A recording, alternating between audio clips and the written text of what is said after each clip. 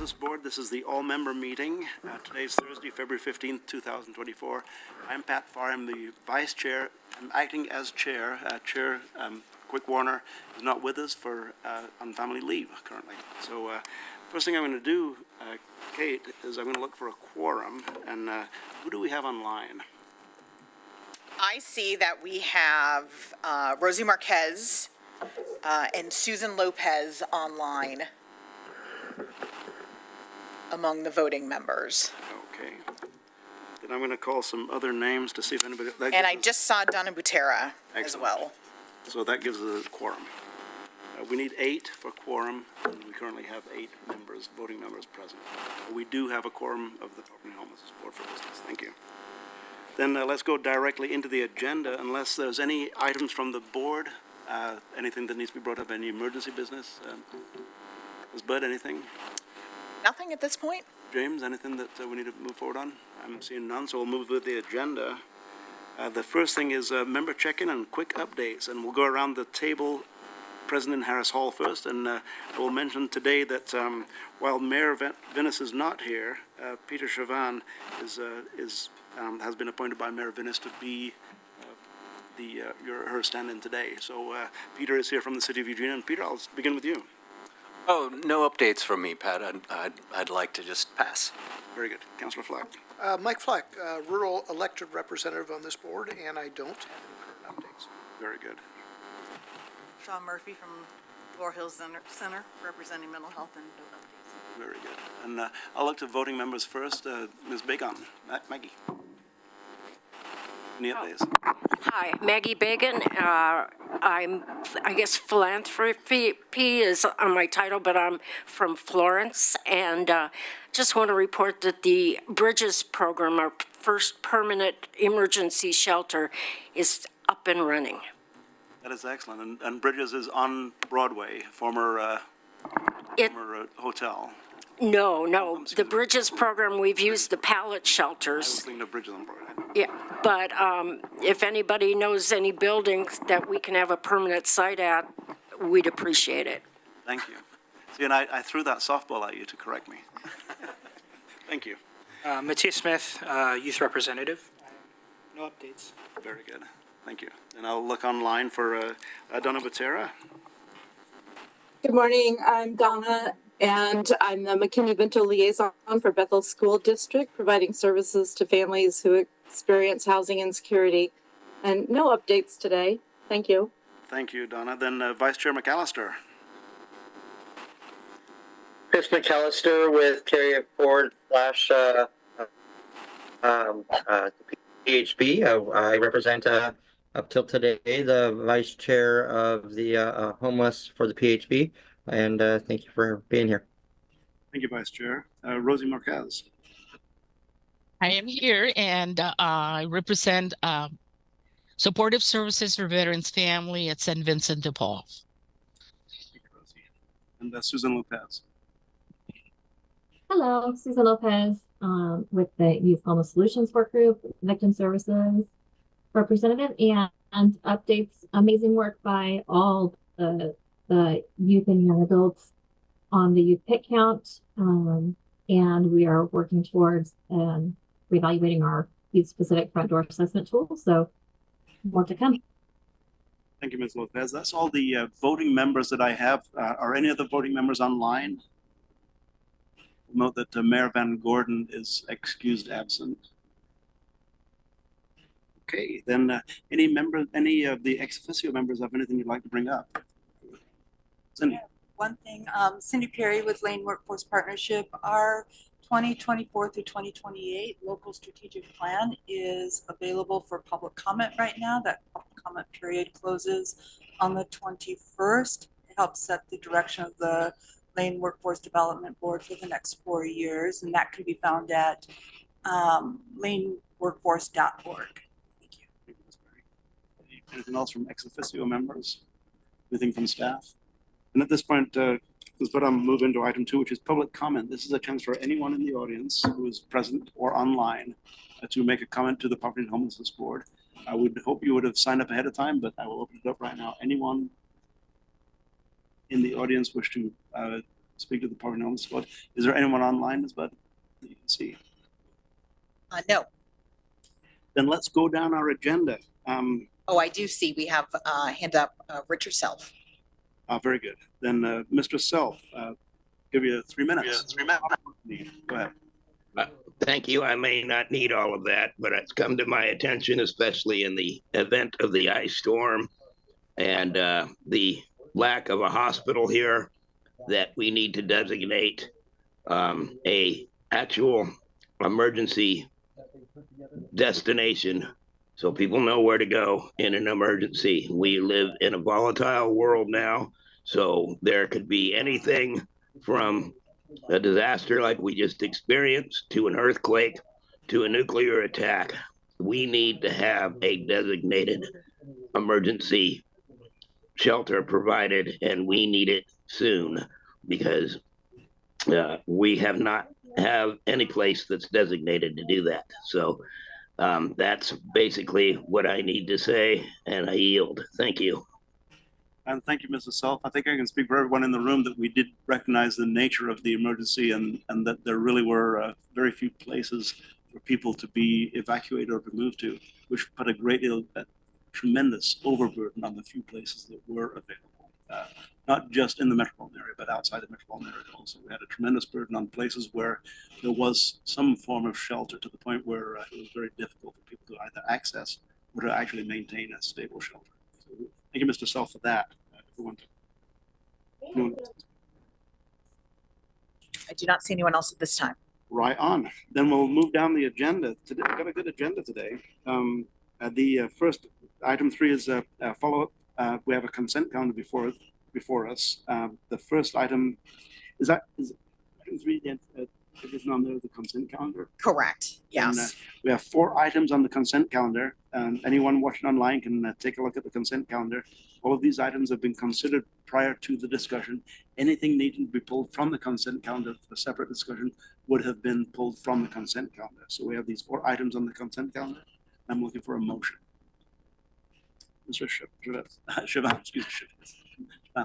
Thank you. I'm hoping to add a comment to the consent calendar and not pull anything from the consent calendar. Can I do that? Once we have a motion and a second, I'll open it for debate, for discussion to the agenda. If that works, to the motion, that's good. I'll move approval of the consent calendar. Second. Then, Chris, you're a bit too slow. Moved by Councilman Mike Fleck and seconded by Maggie Bagon. We have our consent calendar. And thanks for your input, Chris. And I'll open it for discussion to the consent calendar, to the motion. Mr. Schwab. Great, thank you. You know, I was reviewing the league work plan, and I'm inspired by its depth and breadth.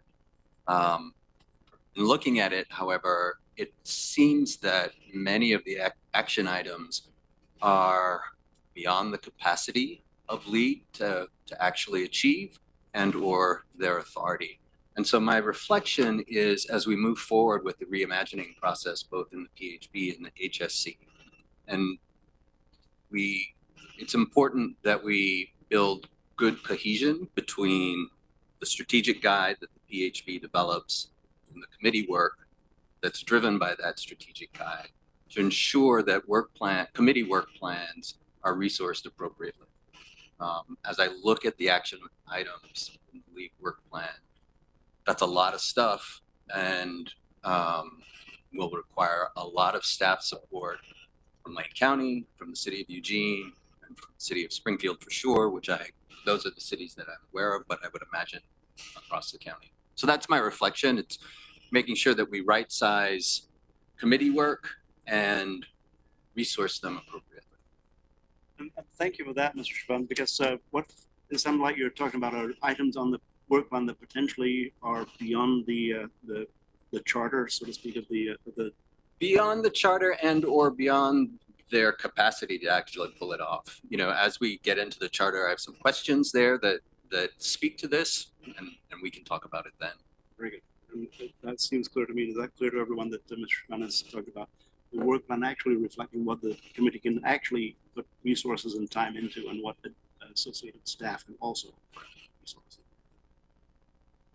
Any further discussion to the motion? Seeing none, I'll call for the vote. All those in favor, please say aye. Aye. Aye. Aye. I hear none opposed, so the motion passes 9-0 with 5 minutes excused. Move down the agenda then to the chair and vice chair nomination, and I'm going to turn this over to Kate Budd for discussion. And with that, Ms. Budd, I'll. Thank you. So we opened up the opportunity to either nominate a fellow PHB member or for a PHB member to nominate themselves to serve as chair or vice chair. And throughout the nomination process, we received one nomination for each of the roles, including one for Sean Murphy as chair, one for Mike Fleck as the vice chair of homelessness, and one for Commissioner Pat Farr for the vice chair of community action. And so I present to you that slate of potential chair and vice chair members. So we have a slate that's presented. We can handle that. I'll look to the board for your direction on that. We can handle that as individual nominations. We can handle it as a slate, or I can entertain, if we handle it as additional as individuals, I can entertain nominations. So what should we do? Should we go forward with each position? Ms. Wood, can I have your input? I support individuals as opposed to a slate. Right, then we'll begin with the nomination for the chair. That is, we have a single person nominated for chair at this point in time. That is Sean Murphy. I'll open the floor for additional nominations. Hearing none, close nominations. And we have one person. I'll ask for the vote on Sean Murphy as the chair of the Poverty and Homelessness Board. All in favor, please say aye. Aye. Opposed, if any? Passes 9-0. And the other thing that's passing is this gavel. So I'll trade places with a new chair. Congratulations, Ms. Murphy, for becoming the chair of the Poverty and Homelessness Board. And I'll just scoot over 5 minutes. That's my school.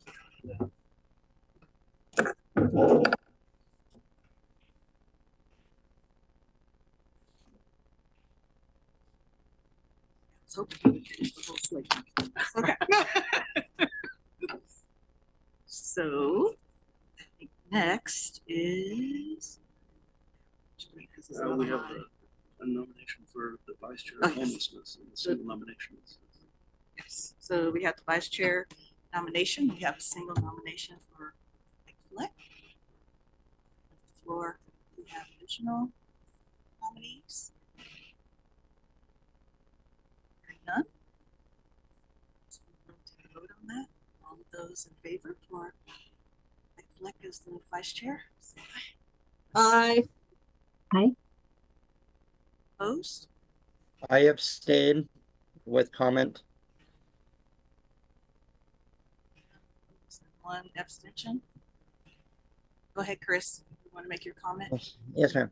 I support the hard work that's happening in this community, and as the outgoing vice chair of homelessness, we must really be data driven, and we need to make sure that we are representing what our HMIS and other items do. I would like to ask that anybody taking this position follow with what we can prove, not what is believed in our communities. We have HMIS saying that 80 to 85% of our population come from this area. We need our truth to be spoken, and that is why I must abstain.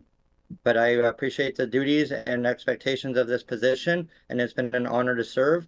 I just want to make sure that as we have going, we have no lived experience in this slate from this component. And if we're working on moving forward, it's more than just being a provider. It's making sure that the truth and experience of those who are not served in this community are seen.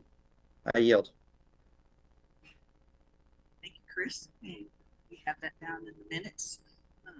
And I think one of the great things is that when we look at the league charter and some of the things that they added and updated on their charter is to make sure that as we make decisions that they are able to take a look at it and to provide comment before it comes to the full board vote. So hopefully that will help in making sure that even if they're not on the slate of the executive team, that their voices are heard and brought to the full committee. Thank you. And then last, The vice chair for. and then last is the nominee for community vice chair, Pat Farr. We'll entertain a motion. Do we have another individual? So moved. Even further. Thank you. And lift it up. There we go. Okay. All right. Hearing no additional nominees, can I get this motion to elect Pat Farr vice chair? So moved. Second. All those in favor? Aye. Aye. Any opposed? Any abstentions? Yeah, we have our full slate. Thank you, everyone. Now we will move on to the PHB draft charter review, and I'm turn that over to Kate. Chair, before we start, I'd like to declare a potential conflict of interest as a provider. I certainly will recuse myself if there's any direct comments around our funding, but I need to disclose that I have a potential conflict. All right, so as all of you are aware, we have been working on updating the Poverty and Homelessness Board Charter. This is something that was started because of the reimagining work that was done with both the Poverty and Homelessness Board and the Human Services Commission. The charter itself has undergone pretty significant changes, both in structure as well as in, just the overall flow and cadence of the charter itself. Want to share my appreciation for the Charter Review Committee in particular, who really dug into the nitty gritty and into the feedback that was provided from community members. I can share that the Human Services Commission has also undergone a notable charter revision, and that the plan is for them to also vote on their charter at their meeting in 2 Mondays. And so we do have had the opportunity to speak with most, or if not all, of the elected officials involved in both the HSC and the Poverty and Homelessness Board meeting, have received feedback from many of you, which is greatly appreciated. And so hope that we're to a point where we can adopt the charter and be able to move forward with the changes that it brings for the Poverty and Homelessness Board. I will also share that if you're looking to see like the significant changes between the current charter that we have and the draft charter, my suggestion would be to open both and just compare. We weren't able to do a red line because the changes were so significant between the current charter and the new charter.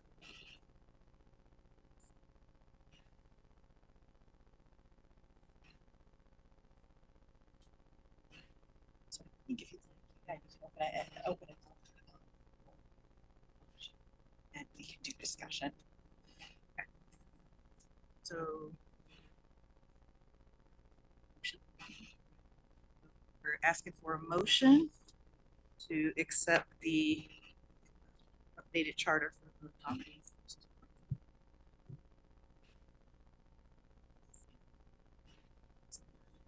So Mateus was first and Mr. Fleck seconded. We are opening up for discussion.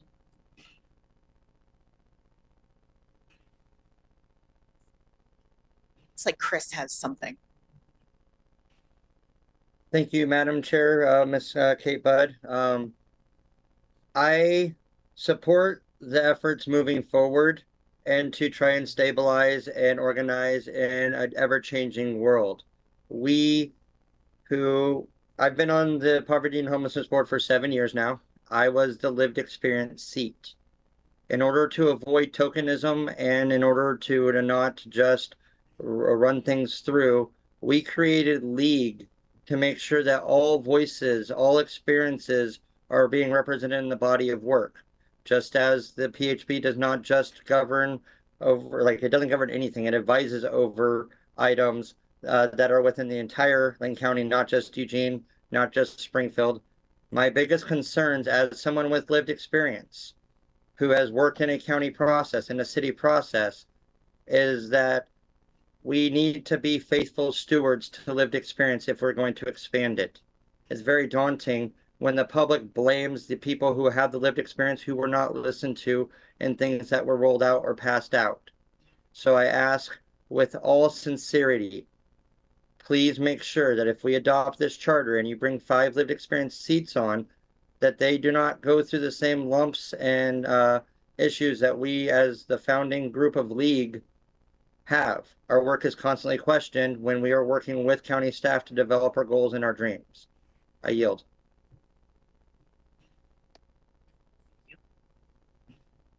Make sure to note that. Yeah, so I was looking through the charter and I noticed for underneath the Lane County staff role, it was to provide staff support to the chair, the vice chair, the executive committee, and the full board. This kind of goes back to my earlier comment about the League work plan. What's the role for staff in supporting committee work? County staff.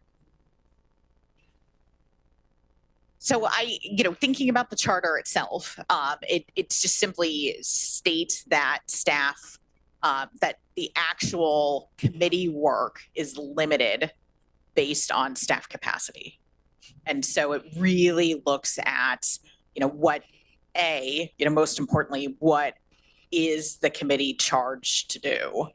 And then, what is needed from staff in order to help make that happen? And then, does the staff have the capacity to be able to do that? And, depending on how much staff capacity each committee would take, also then would determine how many committees could actually exist. And, again, going back to the strategic plan is going to be very helpful because it'll provide an opportunity to, potentially rebalance the committees and make sure that there are more clear correlations between the action steps of the strategic plan and the committees themselves. And, I think that has separated as we've gone through this period of not having a formal long-term strategic plan.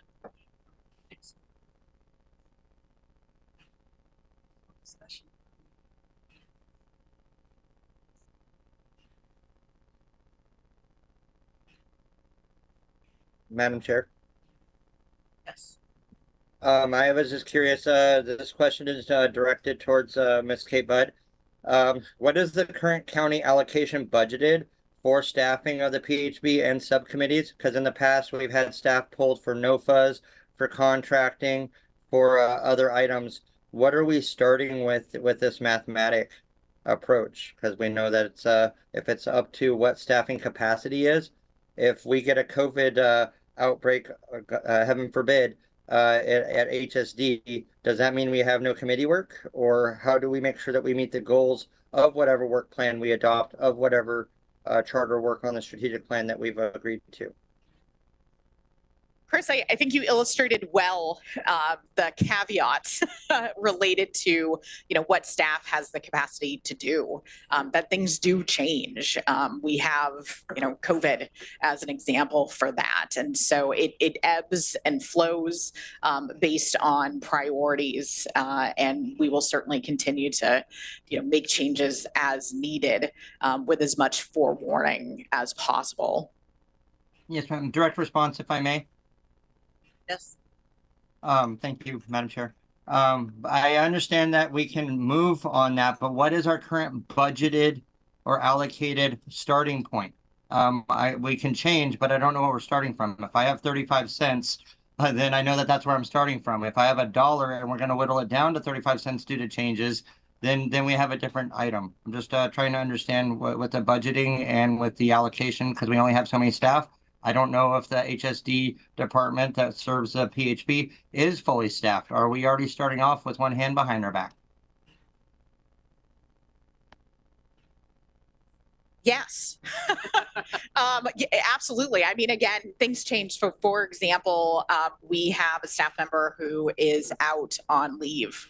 And so we, have had to pull in a different staff member to be able to support their work. We have another staff member who will be going out on leave. And so unfortunately, it isn't as simple as, how much money we get. We get very little planning dollars for the Poverty and Homelessness Board as a whole through the continuum of care. And so it really is about just balancing, again, what staff have capacity to do. And so, Chris, I'm not able to provide a finite amount of money that supports the staff time. It simply is just looking at, what availability we have and what the demands on staff are at the point in time for us to be able to help support what is happening. And then we go from there and do the very best that we can. Thank you, Ms. Bud. I'd like to add to that. I think all of us, so county, city, service providers, all of us are understaffed, right? And so I think it behooves the board, as we think about developing committees in support of our strategic guide, that committee leads don't necessarily have to be county staff. And there are able, well-qualified folks across the membership and within the community who can help lead committee work. The role of the board is to make sure the right people are charged with the right tasks and resourced appropriately. And so what I would say is, I work for the city of Eugene. We're all understaffed. I know the county is understaffed. I know providers are understaffed, right? That's just the reality of the world that we're living in. And so within that, though, what can we accomplish collectively, which I think is what the PHP is all about. I would like to add, I think one of the things that we probably could do is have the recognition that different committees are working at different intensities at different times, so that it would behoove us as the board and the executive team to work with county staff to recognize that when things pop up unexpectedly and they might have to be pulled away, that we can talk to committee chairs to see if they're in different places where maybe they would need less support from county staff and other programs who might need to continue at that same level, and start making adjustments in the moment by reaching out to the subcommittees and the committees at that time to make arrangements. Thank you, Chair. You're the chair, you don't have to yield. Grant. Well, that being said, I don't need to say much after hearing what Peter and Sean have said, because that really captures it in a nutshell. That while there's limited staffing resource from the county itself, a lot of the resource is within the committee membership, and on an ad hoc basis, it is something that matches what is already a work in progress for either one of the jurisdictions or for the county. Then it really matches very, very well. I think that puts a little bit of pressure, maybe on the board, on the boards, to make certain that the members are there for the work and not for the just to be on the board. Nobody's ever demonstrated that's been the case. But Chris, an example with you in particular, that you never just bring a presence to a meeting. You bring your lived experience, and you bring recommendations for policy changes. And this body is a policy recommendation board. And if we gear everything toward policy recommendations, that's where resources are allocated, is when it becomes a policy for the city of Eugene, the city of Springfield, whomever. That's where more resources do come in with that fit in with a regular work plan. Historically, this board has been very, very effective in its work. For instance, you've heard me talk about Operation 365, which was a sub-work of this board, which was the Shelter and Supportive Housing Committee at the time, which was lightly staffed by Lane County, but incredibly well staffed by the city of Eugene, and not just the members of the board, but the city of Eugene was in through the mayor at the time, but very strongly in on it. So the resources didn't come from what were upfront allocated resources by the Poverty and Homelessness Board. They were resources that came for work from the committee itself and through the other agencies that were represented on that committee. So a lot of work can be done, but it's not necessarily our Human Services Division that is. Let me do that. So with that, what Peter and Sean said, that's really all I need to say, other than being responsive, being proactive, and making certain that the work we do is policy recommendations, which is where resources will come from. Additional discussion? I would just like to invite too, Chris, I said, like you were talking about with lived experience, is that we try to encourage and support people with lived experience to be on all of our subcommittees, so that their voices are heard from the beginning and throughout the process as subcommittees are working on these projects, and we don't hear the voice of the lived experience once we've actually spent months creating the project. And so I would like to encourage and support whatever we can do to support people with lived experience to be involved on all the committees throughout the entire process, not just at the end when we come up.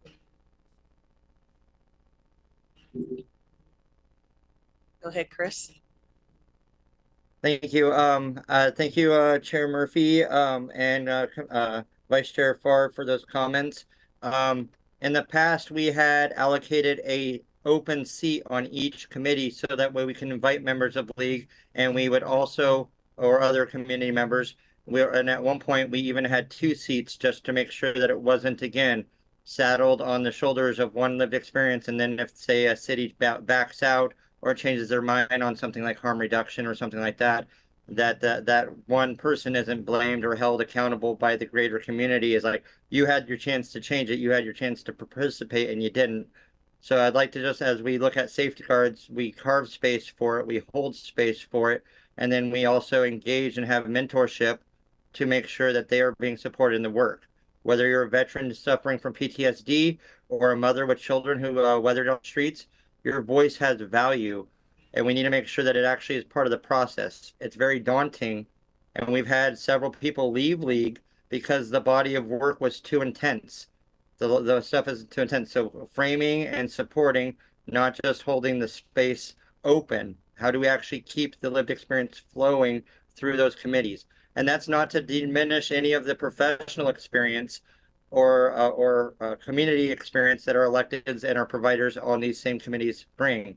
It's just there's a different nuance when you're dealing with poverty and homelessness, and some of the people at the table haven't experienced what you've had to experience. I yield. I would just like to respond to that comment.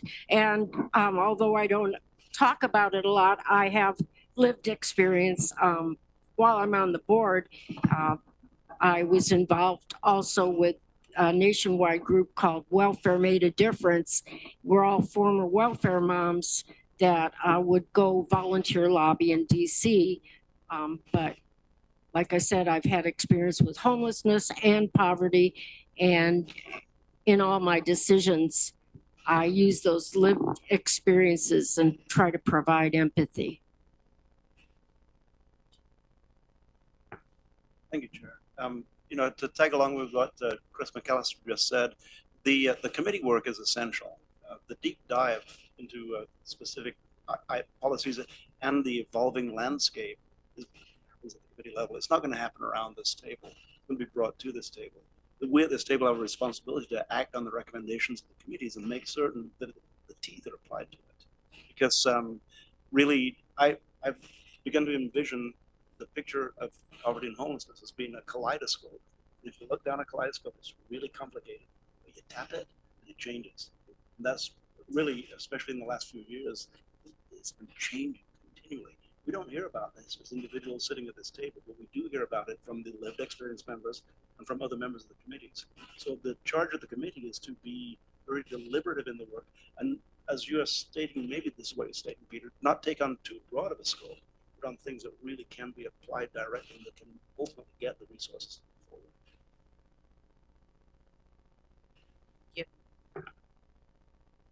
So to make sure that we stay on time, last call for discussion before we move towards a vote. Go ahead. How are the ad hoc I determine we know they're relevant barrier? I think the intention with the charter is that the next step is to create the strategic plan. And that plan will then inform the task groups and the needed ad hoc groups moving forward.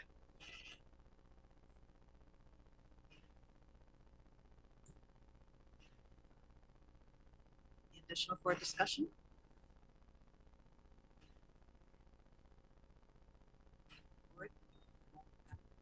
Such a rich discussion. I had a motion in a second. Okay, so thank you. All those in favor? Aye. Aye. Aye. Any opposed? Abstain. Any abstentions? Chris, were you the abstention? Yes, ma'am. Okay, thank you. With that, it passed. Thank you.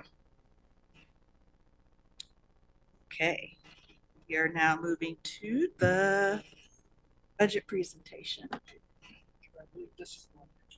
This is the one you need to. I apologize. I got ahead of myself. That's okay. It's a potential. We can still have discussion. And I think that might come up for ask that with Kate too, that we talk about that, who it might be a conflict of interest. One, thank you. I appreciate you declaring those. And I will say that there's not an ask for a formal vote with this presentation. The opportunity is not only for us to have a discussion here during the meeting, but also for both members, non-voting members, and then community members in general to be able to provide feedback via a survey, which I'll share toward the end of the meeting. And so it is perfectly all right for providers and non-providers alike to provide feedback regarding both the options that will be shared and then other ideas or thoughts that you might have.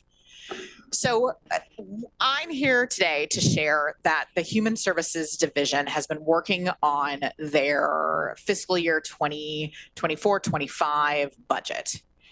And we are seeing that we are short about $4 million to support current contracts that we have for programming that focus on homelessness and community action. And so today, what I want to do, go ahead, next slide,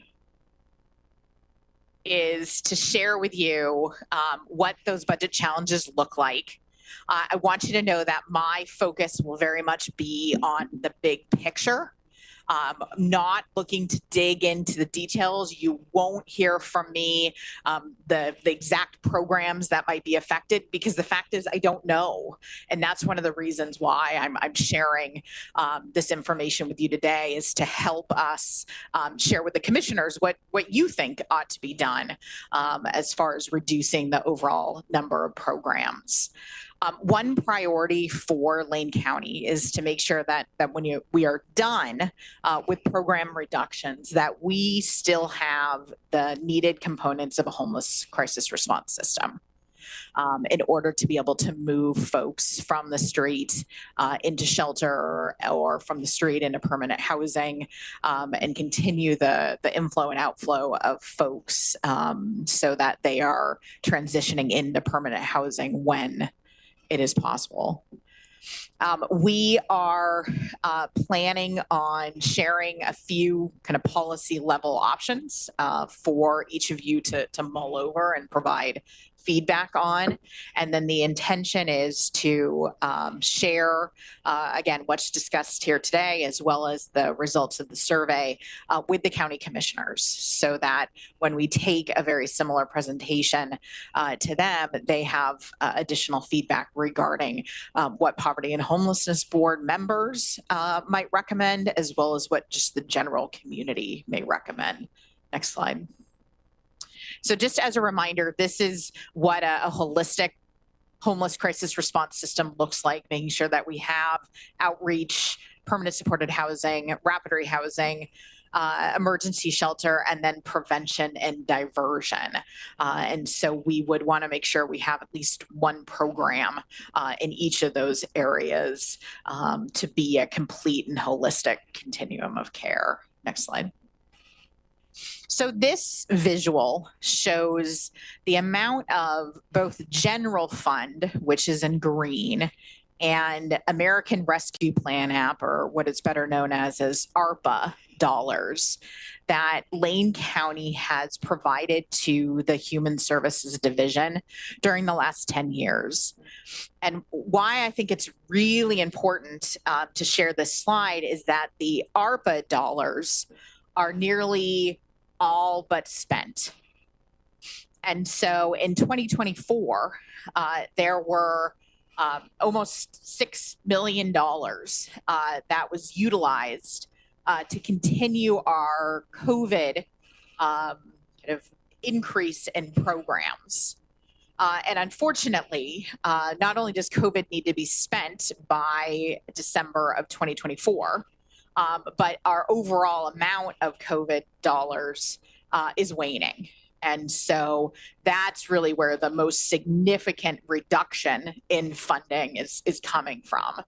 And I imagine if you are, especially if you work with public funds, this is probably something that many of public entities are dealing with, is just the loss of ARPA and other COVID-related dollars. Next slide. So this is a visual of the breakdown of the different types of programming within the Human Services Division. In total, there is about $14 million among these different focus areas. You can see that the greatest amount of dollars supports emergency and seasonal shelters. So seasonal being Egan, for example, emergency shelter being the Navigation Center or Dusk to Dawn. This visual does include dollars that have been passed through Lane County from the city of Eugene or the city of Springfield. So for example, Human Services Division receives community development block grant funds from both Eugene and Springfield. Those dollars are included in this pie visual. And so for me, what this shares is where there are the greatest opportunities to reduce dollars without seeing an entire focus area disappear. And there's many different ways that we can do that, and we'll talk about that a little later. I do also want to point out that this visual does not include the all-in executive order dollars. As I hope we've shared, the all-in dollars were very independent of existing funds. They really needed to be focused on new emergency shelter beds or improving emergency shelter beds, for example. They couldn't be, shared as a part of an existing program. And that's the case for prevention, for emergency shelter, as well as for rehousing. And so that $14 million that I mentioned is not included in this visual. Next slide. So here's another visual, and what this shares is that change between our current budget, the fiscal year 24 budget, and next year's projections, fiscal year 25.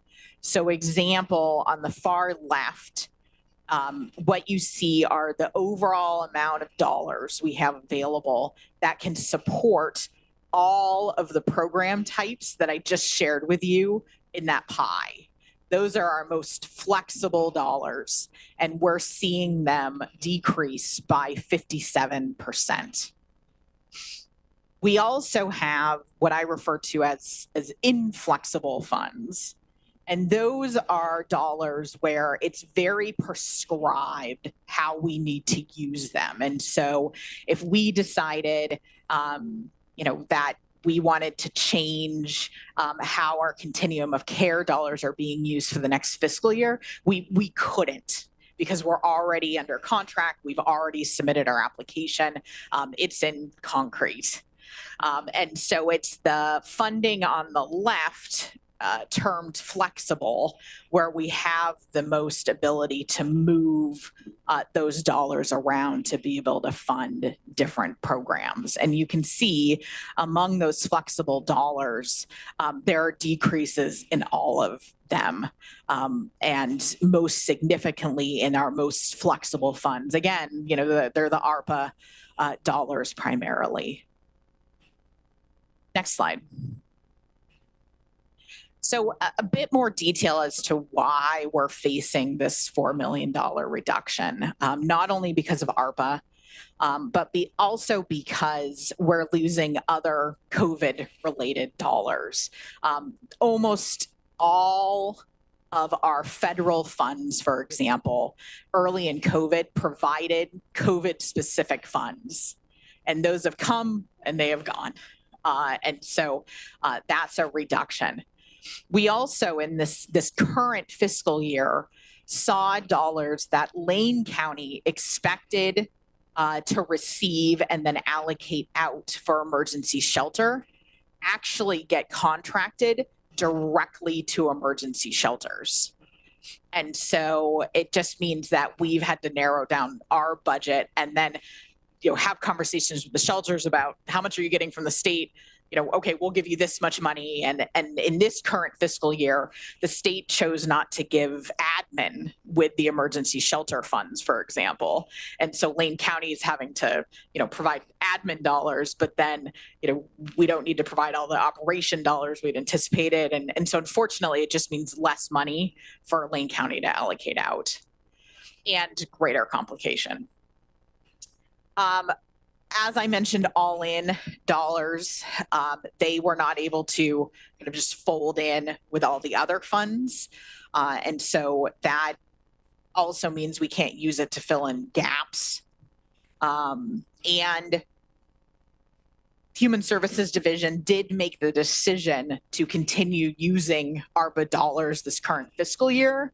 And so that's why, this cliff on some level is so severe, is because we didn't make efforts to reduce our dependence on ARPA funds in previous years. Next slide. I also felt like this was a helpful visual, just to remind folks of where All In is providing services in the community already.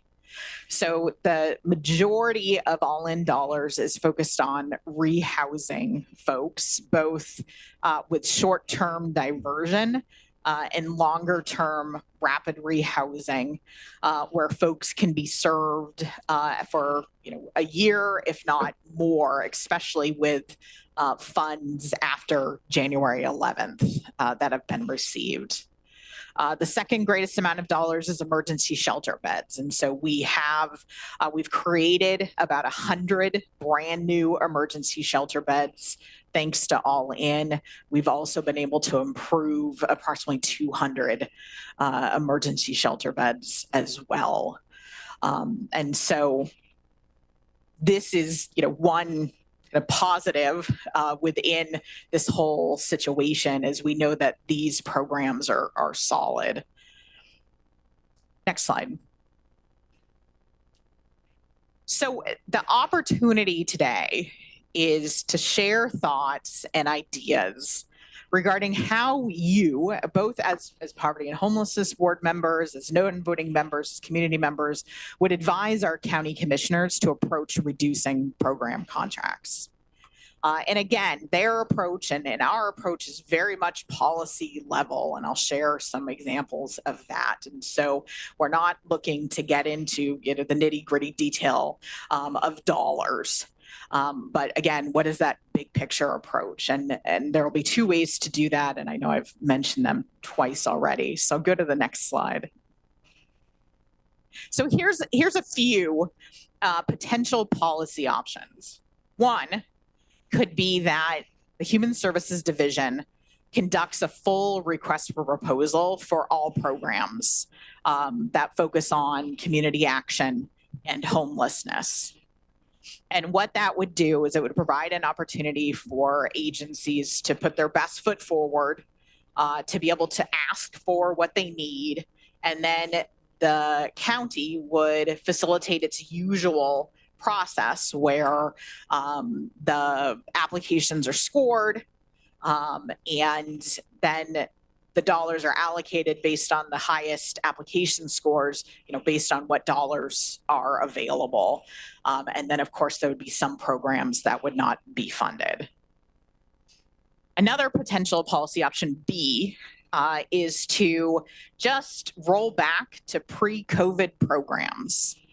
And so a program that was created in response to COVID would be one that would no longer move forward in the next fiscal year. C is funds based on which program meet or come close to outcomes or outputs. And so it would be looking at where each program is based on their contracted requirements. And those that are, exceeding and meeting would be prioritized for funding. And then those that are, very much not meeting their outcomes would not be funded. And then D could be recognizing that we have all-in programs and reducing based on where all-in is helping to fill in programmatic gaps. So we saw, for example, there's significant funding for rehousing with all-in. And so it would mean we would reduce or, potentially eliminate the rehousing programs that are not funded through all-in. It could also be, same thing with emergency shelter, that we would look at, reducing the number of emergency shelters because we do have other emergency shelters available with all-in. Certainly recognize that these are not ideal, and that there could very much be a hybrid path forward. Choose B and C and pull them together.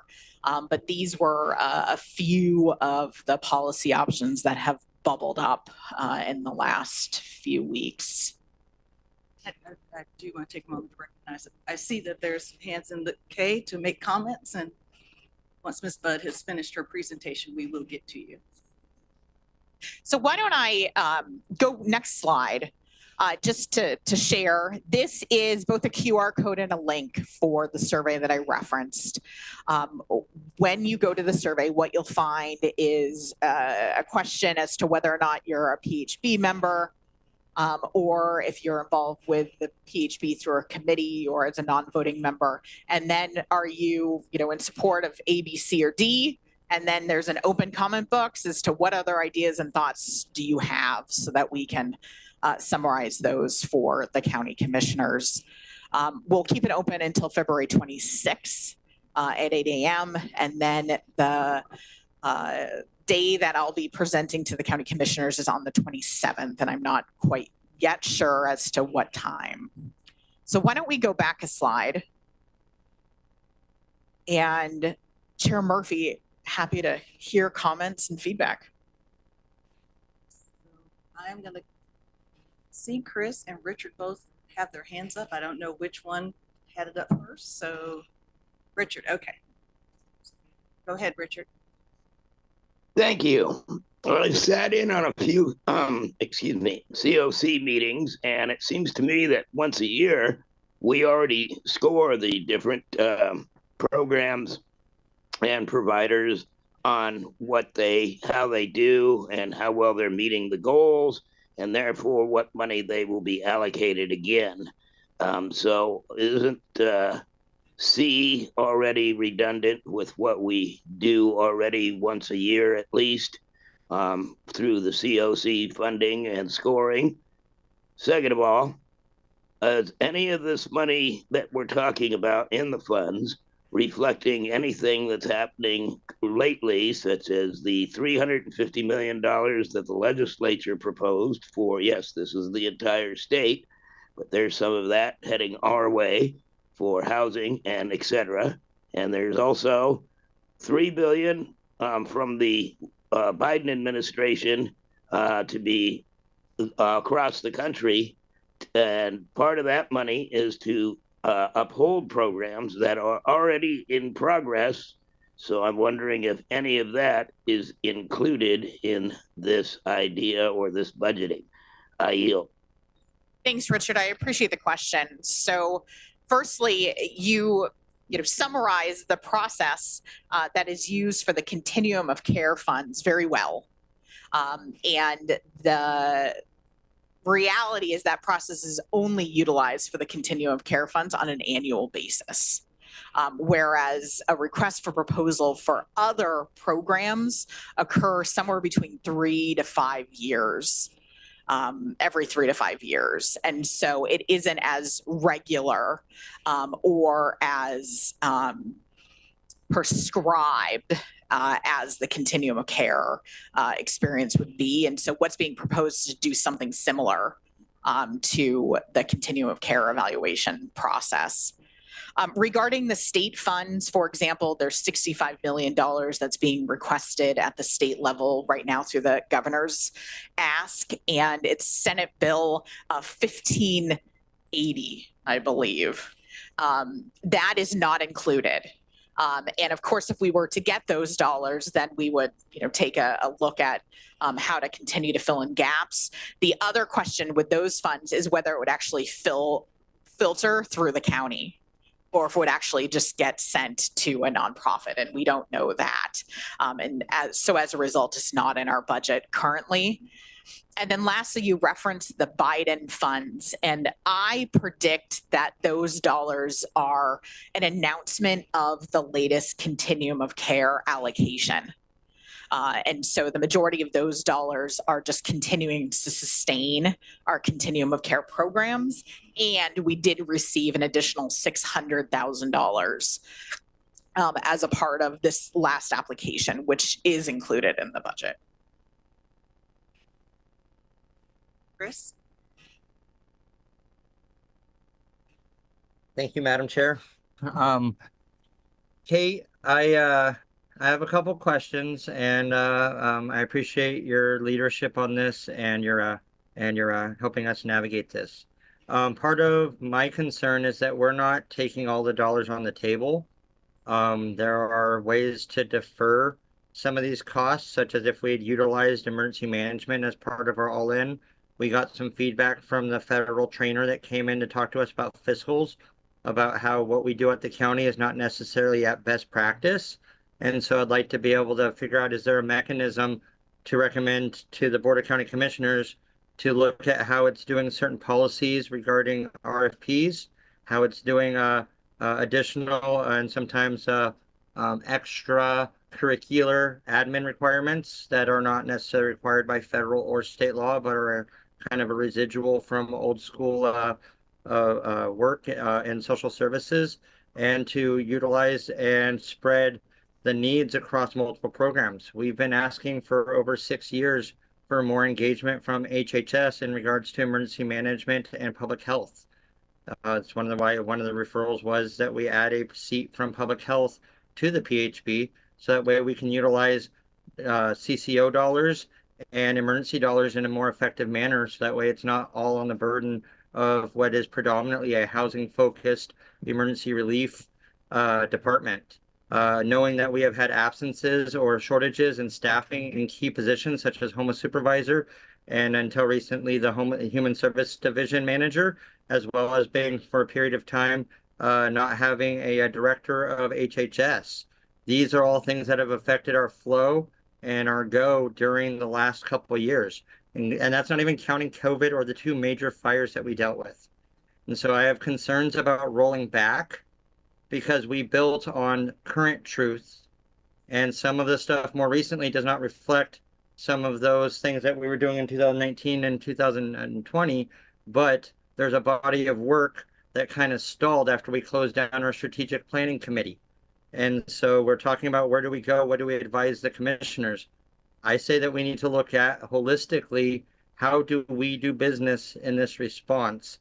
And how do we maximize what is working and out there? I feel, based off of my count, that we're missing out on $6.5 million in either current funding opportunities federally, recommendations from the technical assistance that did not get put into some of our body of work, and feedback from providers about what is costing way more money to do the jobs that we are tasked to do when we sign contracts. As you may know, the county reserves the right to amend or alter contracts as it sees fit, but there are limitations on what that can be, and it's usually to a position that's not currently filled or is otherwise not in the scope of work. And so I appreciate your leadership on this. This is a hard decision. I don't think that we have to close everything if we open our minds. I yield.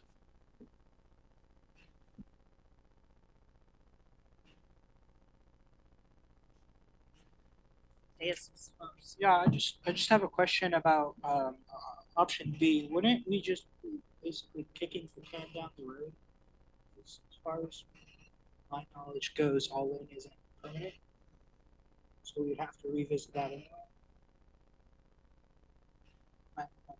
So might you be referring to D? Yeah. If so it's correct, and I will also offer that the majority of our funding is not permanent. It's just the structure of the way the state in particular funds houselessness programs, and so all in is actually more stable than most because we know we have it through the end of the biennium.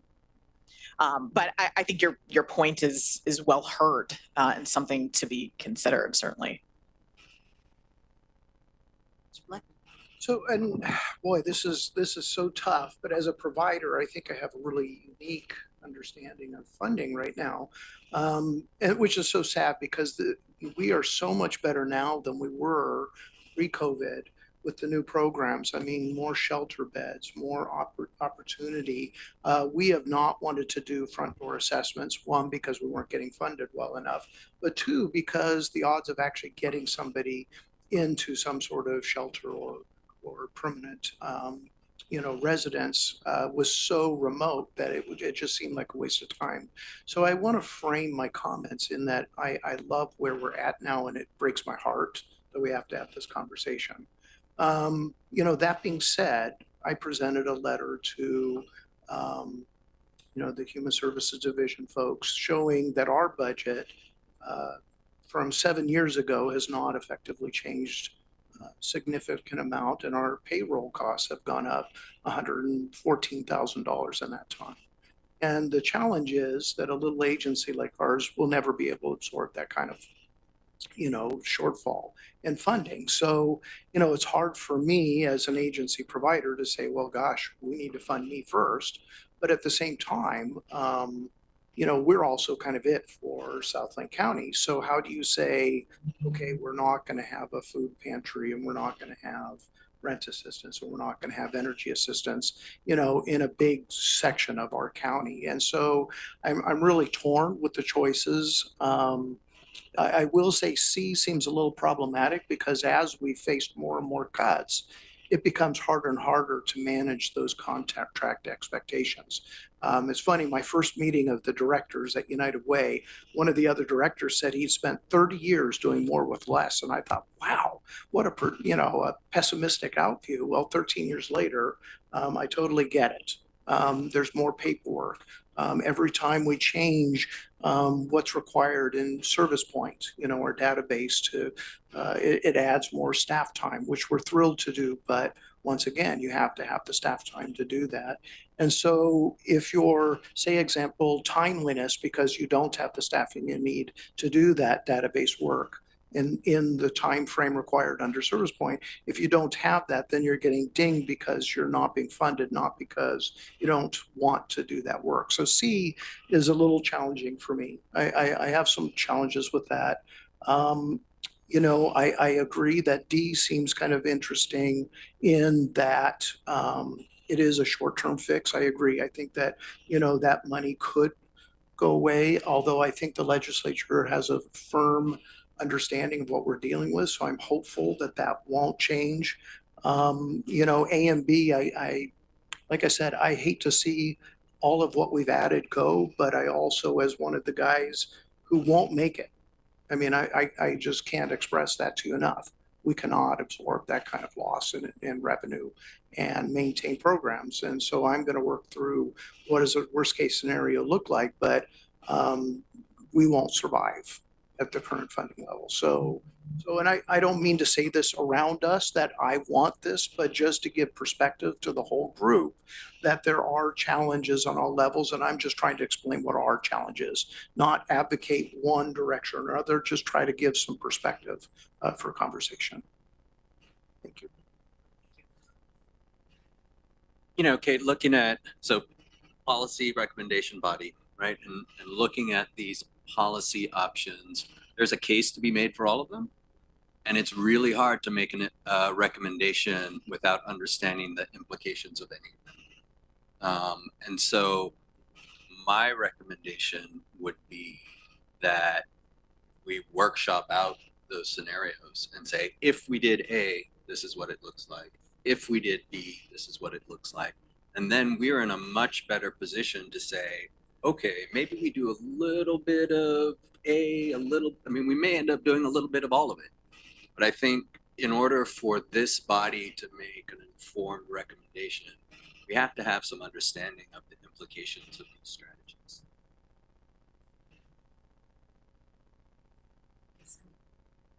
I just have one thought on this, and I still hear what you're saying because that's, you know, being in that world of doing procurements and programs sometimes suffer. And I agree, D doesn't seem to be a good option to me. It's having that money in the short term is great for what we can do now. My question though, I am leaning into recommendation for A, but I'm wondering if there's still a current needs assessment. I know the county had done one some time ago, and could we lean into that needs assessment to craft requests for proposals based on what the county actually really needs? Absolutely. And the community needs assessment was just completed in the last 6 months.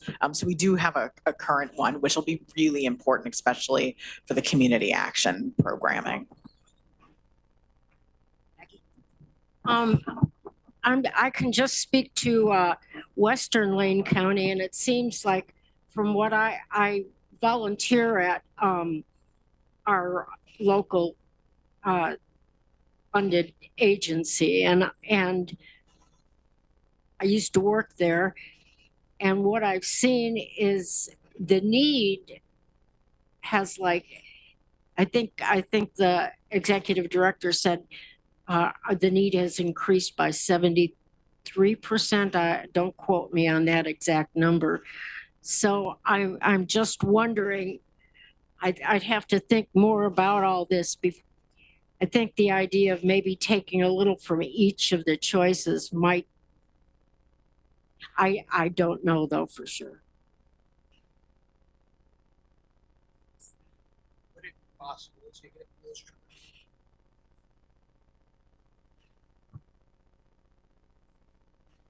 In short, no. And it really is because we are, we don't know what even what next month is going to look like. And what we need is just the path as the actual budget continues to become more and more clear. And so what I've been asked to do is to bring high level policy options to the county commissioners. And so I recognize, it'd be great to be able to get into the nitty gritty and look at the dollars, but we don't have that ability, and really are just looking for the high level recommendations. And again, I want to stress that these are not all of them. There could be many more, and again, the answer could be a hybrid of all or a few, and so please don't feel hampered by these 4 either. What would the process look like in your ideal mind? I'd just like to say, thinking completely outside the box here. Based on the presentation, there's some programs that would be more impacted than others. The COC, you're saying that is what it is. Would there be a way to bring the providers together who would be most impacted, of how we could all work together collaboratively to make sure, not dollar amount, but just high level of knowing that the cuts are going, how we could all work together to try to keep the system in place, and how we can all partner and build on what we've been doing with the MAC of, how we can all support each other. And if there were to be cuts, where we would think as the providers who are providing services, where we could make it work and try to maintain the system. So I think at this point, I can't offer that. We really, we're looking for a path ahead, and direction as to kind of what the next steps are for the cuts. We have a lot of unknowns. The state legislature is a huge one, and so it may be far less severe as I, am presenting today. But again, we're just looking for, and once we know, what cuts may be coming, certainly that could be an opportunity for providers to come together and look at, we can share how it affects the bigger picture, and how, things could move and change. I will also share that one of the greatest challenges that I hear from providers often is that they, and Vice Chair Fleck mentioned this too, they don't have enough money to run the programs that they have. They need more money.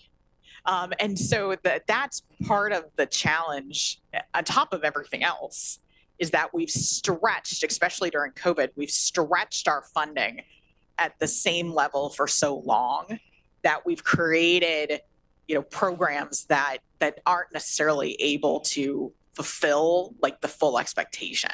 And so the other part of this is just, again, working to right size the programs so that they have the dollars and resources needed to be able to actually achieve, the expectations itself. And so we do have, we're ripe for an opportunity to make some notable changes, to make sure that moving forward the programs can achieve, what is being asked of them. I think All In was a good example where it wasn't, for the first time in my experience here in Lane County, it wasn't about the dollars. Like, there were plenty of dollars, which was exciting, because that's not the case with our other funding sources. They're very, very scarce.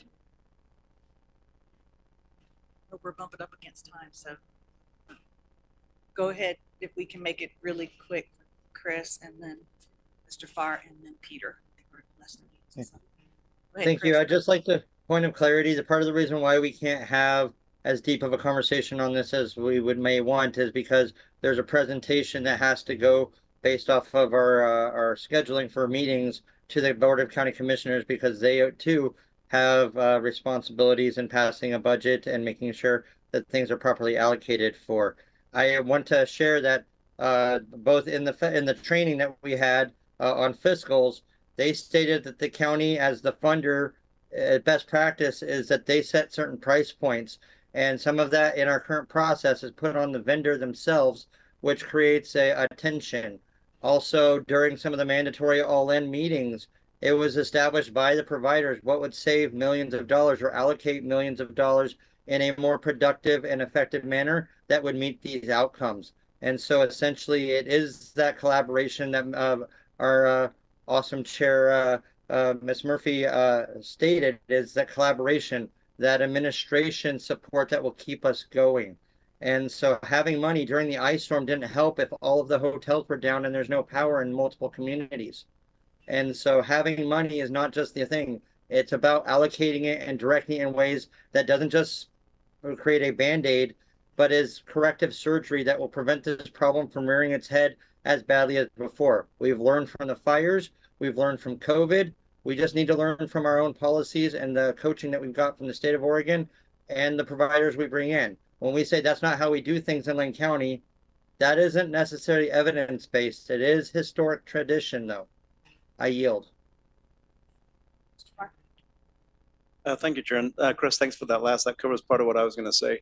We're looking at what we're looking at today. This presentation is based upon this year's Lane County budget and how we, as the provider of record on these points, we have to reduce our budget. But it's informed by a number of other things.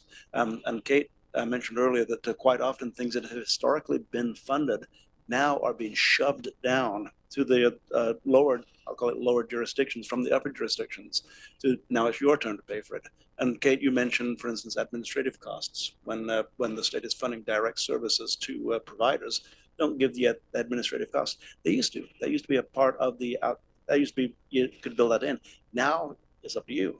So we're continually getting additional costs that historically have been paid for, and you compound that with the fact that the need for service is continually on the rise, especially this last couple of years. And everybody around the table is nodding because anybody who works directly with the public knows there are more people needing more things that are more expensive than ever before. And so that's a part of the discussion that we have is how do we fund this year? But then we have to have the discussion regarding why do more people need more services and why are they expensive? That's outside of our hands, but it's being forced into all of our budgets.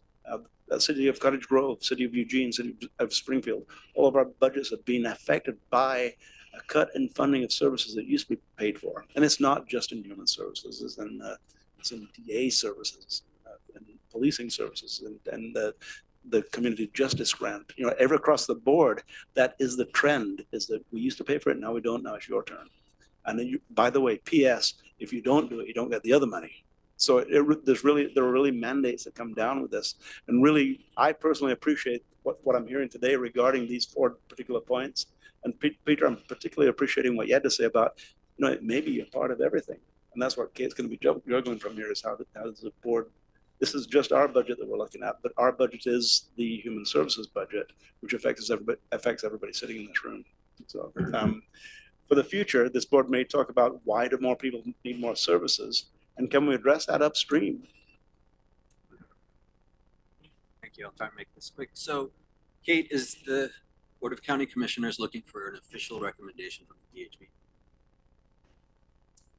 No, the opportunity is just to share, like my intention is to share a summary of what's been heard. If we can, if I can see, overwhelmingly it's A and B, that's my intention to share. And then we're using Qualtrics, which does a really nice job of like summarizing all the comments and seeing what really rises to the surface. And so that's the other information that I intend to share with the commissioners. So the information that the commissioners are going to receive is mostly community feedback, not analysis. Well, I think it, analysis to the level of analysis that I would do. So then really we're kind of saying issuing value statements because we don't really know what these things will do other than save money. I mean, I think that, if that's how it feels, okay, then I respect that. Okay. I need to add something to that. You have one commissioner sitting at the table right here. That's why I'm here. So you do have direct input directly through me, and hold my feet to the fire. That's why I'm here, is to hear your direct input, because not everything can be funneled through staff, but it can be funneled through 1/20th of the Board of County Commissioners that's sitting right here at the table with you. I appreciate that, Commissioner Farr. I guess I don't know what my input would be because I don't know the impact of these strategies. And just an aside on that, Peter, is you have my phone number. Okay.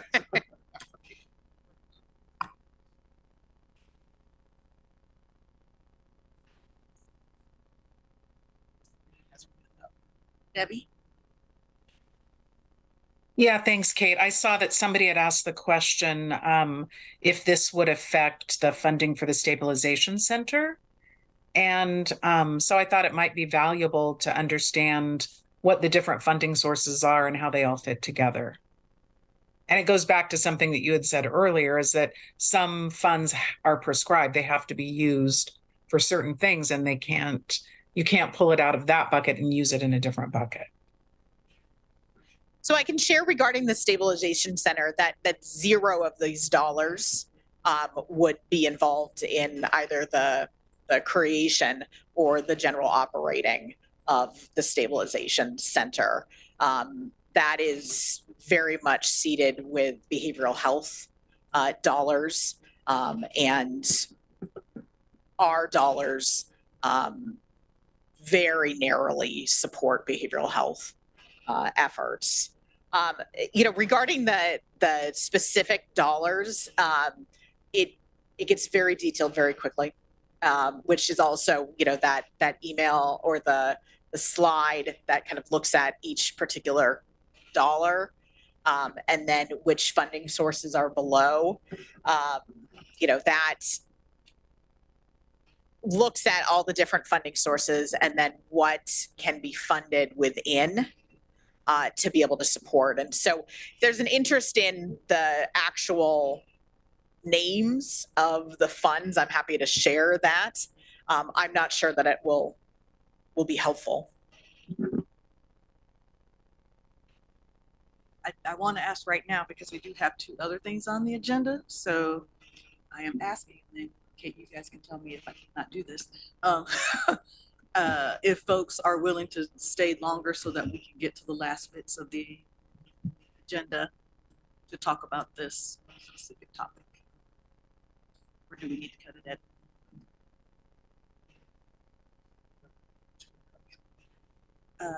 No, there's no voting. It looks like on the last. I agree. Yeah, so, no. Yeah, I have a meeting in Florence later this afternoon, so I have to leave right.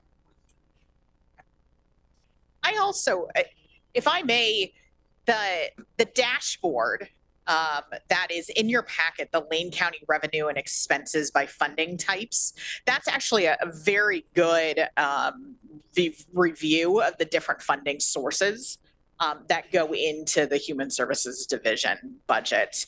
And it also gives you that acronym guide.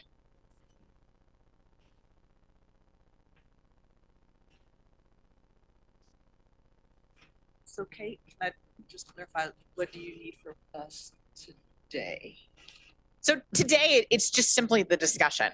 And then I do encourage you to fill out that survey that was shared. We will send out these slides. I'll do it today before I leave the office with the link to the survey. So you have the maximum amount of time to be able to fill it out.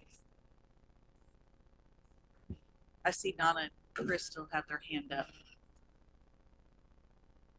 Thank you, Madam Chair. I just wanted to ask, in other counties, in other states, when we have emergencies or when we have shortfalls, we have county staff and state staff step in and serve alongside in the projects that they fund. Has this been a consideration in some of the mind mapping? When the floods happened in the 70s and 80s, my grandfather, as a DHS worker, was required to go stand on the river and put up sandbags. And I'm not saying that we need everybody doing that. When COVID started and when we had the stay in place mandate, we had some people from Dovetail coming in and doing front door assessments and aligning. And whereas we would have in the past been paid for those, we gladly relented so that way that the job got done. Are we looking at emergency management as a mechanism to make sure that our policies and practices are not caused harm? Those are just some food for thought as we look at how do we take the next step, because Camp 99 in 2018, 2019 was a collaborative effort that mixed private partnerships with public entities, and we served 135 people in a short amount of time. Less than a week it took to set it up. And so I feel like we can be creative if we're not shackled by what we've always done. or if we are looking at the math and going, we can't pencil it out. How do we utilize the resources we actually have more effectively? I yield. And Donna, and we'll wrap it up. Hi, quick question. Can you explain on option A and option B where it says community action? What does that actually fund? Sure. So that includes programs such as family support through both Pearl Buck and the Relief Nursery. It includes funding for Food for Lane County, funding for, I'm looking straight at you, Brianna. The 3 service centers, so one in Florence, one in Springfield, and one in Cottage Grove. Thank you, Kate. Thank you. So I encourage everyone to go fill out the survey, please, because we are all representatives of other providers who are not at this table. So I ask all members to please go and talk to those other providers and make sure that they have access to the survey, or that you complete your survey, that their voices and their opinions are heard in this process. Sure, I just accessed the survey through that. So if you have a phone, you can do it. And then really quickly, because we have 3 minutes, I know, and I saw that Catherine and Dr. Willie were not here, correct, for the committee updates? Okay, so Richard, do you have a quick update for League, like a minute or so? Yeah, I can be most quick. League has got the work plan as been talked about earlier by Peter, and we have a lot of different goals there, and we haven't yet finalized that plan, but that plan also includes trying to open back up bathroom access, and we're also proposing that those who interact with the unhoused in any manner have body cams that are activated. And we're also wanting to propose that there be no sweeps after 11 p.m. Those are, you can say that we're biting off more than we can chew, but that's what was said when we started coming up with the idea for the provider dashboard, or the shelter finder as it's known now. That was a culmination of work that started a few years ago, and it's finally come to fruition. And that and respite places and things like this were also, we were told that we were biting off more than we can chew. I'm the chair. I'm telling you, we can do it. I yield. Thank you, Richard. And Susan, can you give us a quick update on the Youth Homeless Solutions? Yeah, I kind of did earlier, and I'm sure Matthias will be able to update as well, but working on getting our front door entry via specific tools refined.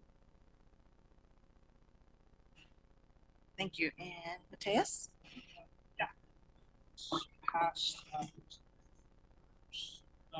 did a fit count, and we were very excited because we managed to have more youth and young adults participating in surveying other adults, trying to make them more comfortable.